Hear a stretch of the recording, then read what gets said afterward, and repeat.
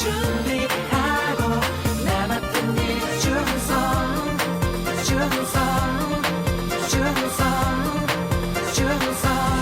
Your kingdom come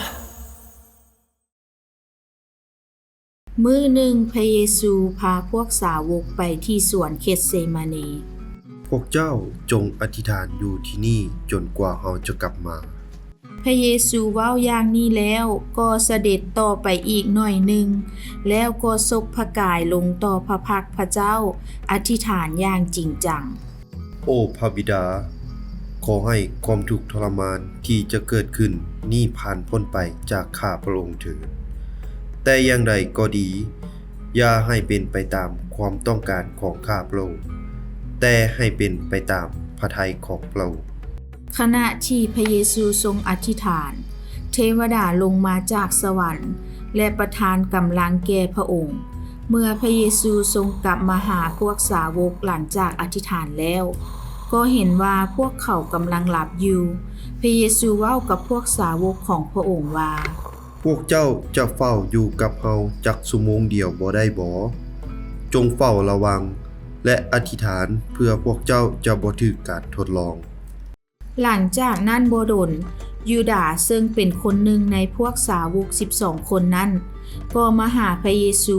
พร้อมกับพวกทหารที่ถือดาบ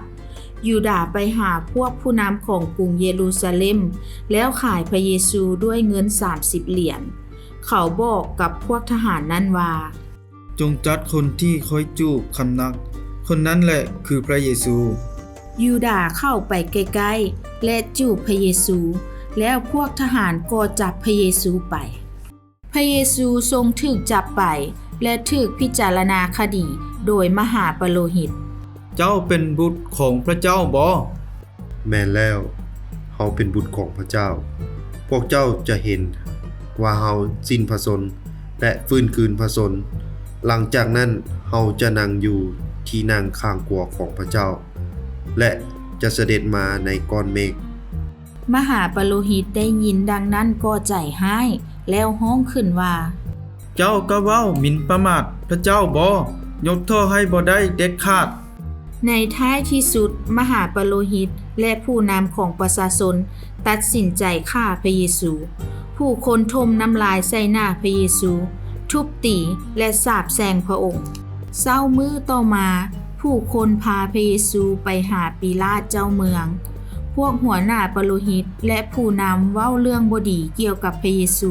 ให้ปิลาตฟัง แต่พระเยซูก็บ่ได้เว้าหยังแต่แล้วปิลาตก็ได้ฮู้ว่าพระเยซูบ่มีความผิดหยังในเวลานั้นมีธรรมเนียมการปล่อยนักโทษคนหนึ่งในวันหยุดปิลาตจึงกล่าวกับประชาชนว่า พวกเจ้าต้องการปล่อยนักโทษคนใด บาราบาหรือพระเยซู คนนั้นคือบาราบา ปล่อยบาราบาคนจำนวนหลายห้องเสียงดังบาราบาเป็นนักโทษที่ฆ่าคนแล้วถูกจำคุกแต่พวกเขาอยากจะให้ปล่อยลาวเมื่อผู้คนพยายามก่อความวุ่นวายปิลาตก็ย้าน ฟังก่อน ถ้าอย่างนั้นเฮาจะบ่ขอเกี่ยวข้องกับเรื่องนี้ พวกเจ้าต้องรับผิดชอบเอง ในที่สุดปิลาตได้ปล่อยบาราบาและส่งตัวพระเยซูให้ถูกเฆี่ยนตีและถูกขึงที่ไม้กางแขน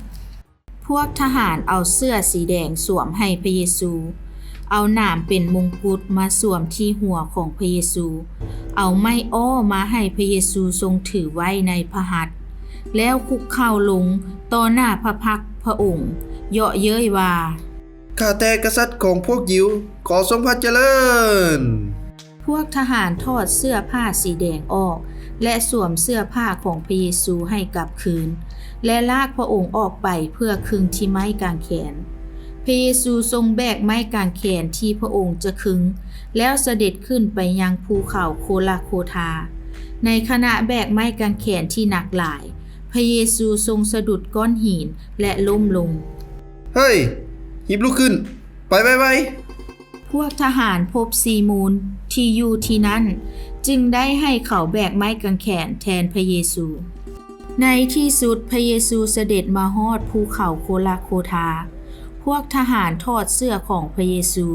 และคึงที่ไม้กางแขนโดยตอกตะปูลงพระหัตถ์และพระบาทของพระองค์